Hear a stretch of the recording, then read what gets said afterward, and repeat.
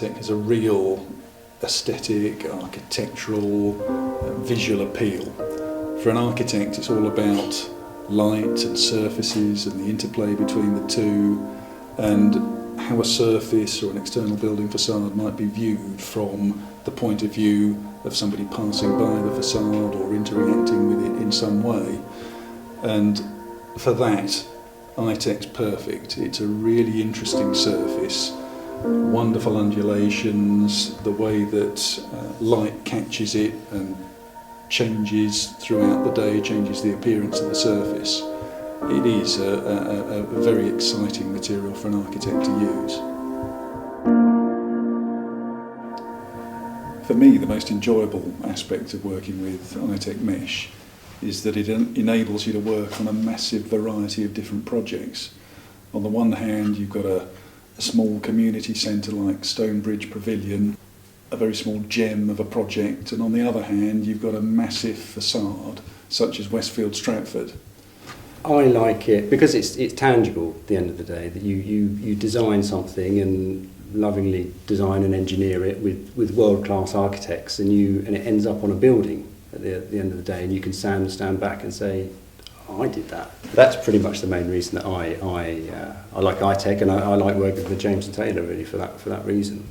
Eyetech, in terms of large expanses down the side of a building or a car park or some sort of form of structure, you do tend to, depending on the way and the angles that you look at it, you will tend to pick up a fairly flat surface, but the dynamics and colours of the anodised finish, for example, if the sky is extremely blue, it would tend to blend itself into the blue sky, so your perception of a flat surface will tend to dissipate with the way the colour changes or the colour enhancements that you get off the surface. I love the system, it's great, and the fundamental thing about it is it's a tactile veil that's going over a building, or it can be the building itself. It doesn't need to cover something. There could be something behind the mesh veil system, there could be nothing at all.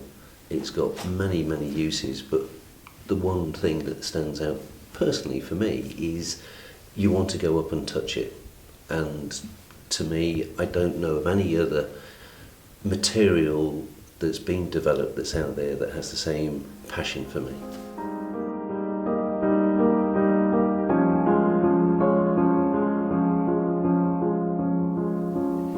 Eyetech isn't standard types of material. It's not available in a small, medium and large size on the shelf. We manufacture it as an entirely bespoke product to suit the particular building.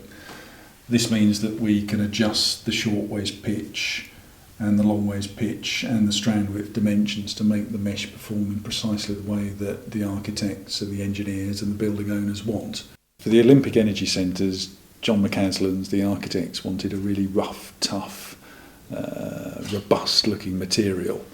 So they chose a material called Core 10, which naturally rusts and changes colour. But it only rusts to a certain point. It doesn't rust away, so it's not there's no technical problem with the rusting of the material.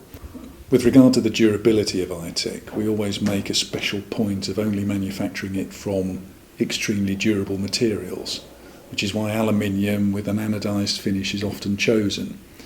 In terms of its design life, we're probably talking about 40, 50, 60 years, something like that, so often exceeding the design life of the building structure itself.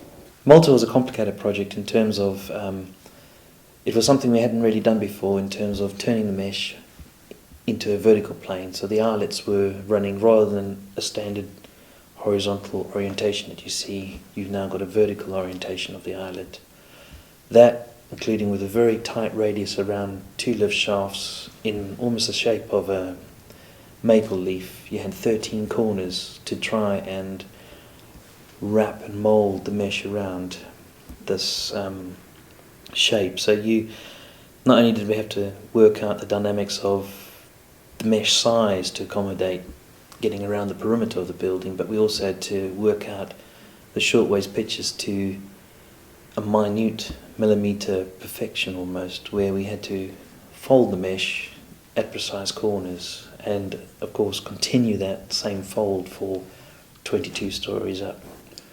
One of the most challenging parts of Excel was getting the exterior aesthetic to work. There were essentially 5 different types of mesh, all from the same family, but the architect was trying to hide some unsightly plant areas behind the mesh.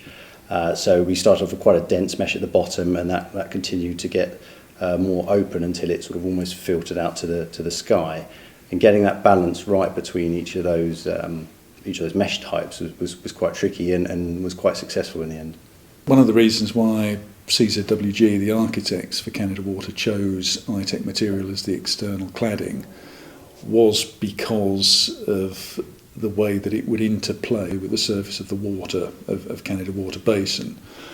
With a light wind, you get a nice rippled surface to the water, and that's really quite reminiscent of the surface of Eyetech. And the two work together. You can sometimes see some wonderful reflections from the surface of the water in the surface of the Eyetech material. The new Contemporary Modern Art Museum in New York, which we clad in about 3,500 square metres of Eyetech system, was originally brought to us as an idea from a Japanese architect called Sana. And they scoured the world and looked at several different manufacturers, and they put it out to tender through a competition, and through hard work and design we came up with not only the right form but also the right finish. So we got the aluminium, we mirror polished it, we anodised it. It was all manufactured in the UK, sent out to America, and it was probably the most successful high-tech project that we've done from a finishing point of view because of the control processes that we had to put into place. When you touch something that's mirror polished, you can stain it and mark it so easily, and every single piece was delivered and installed, and it was a great success.